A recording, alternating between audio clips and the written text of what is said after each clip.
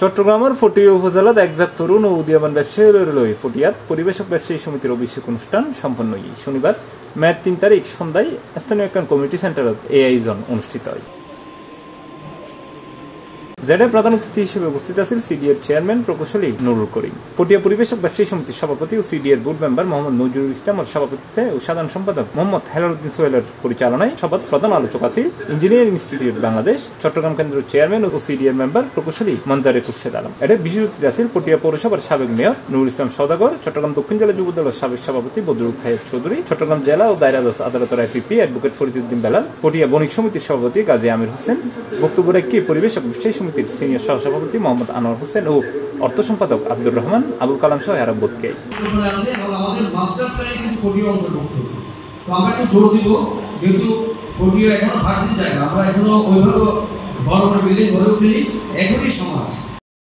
আমাদের সকল সদস্যরা যদি এই অটুট মনোবল নিয়ে যদি থাকে এবং সমিতির কার্যক্রম যদি সঠিকভাবে যেভাবে চলতে সেভাবে যদি চলতে থাকে, তাহলে আমরা একদিন চট্টগ্রাম ফেরিয়ে সারা বাংলাদেশে এই পরিবেশের সমিতিকে রূপান্তর করতে পারবো।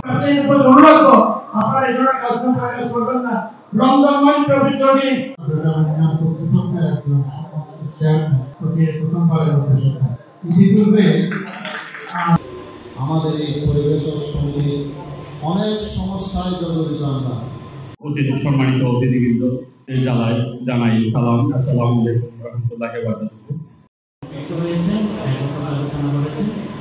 আমাদের সবাইকে সাথে নিয়েই সারা পরিবেশক ব্যবসায়ী সমিতি আলোচনা করে এগিয়ে যাবে সেই প্রত্যাশা। আপনাদের বিভিন্ন প্রশাসনিক সমস্যা, যানবাহন সমস্যা, আমার পরিচয় আমি একজন পত্রিকার রাজপথে দার্শনিক বক্তব্য করার জন্য বিশেষ করে আমাদের সভাপতি মহোদয় এবং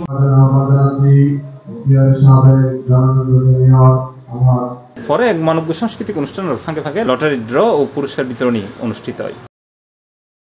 সি প্লাস টিভি, চট্টগ্রাম।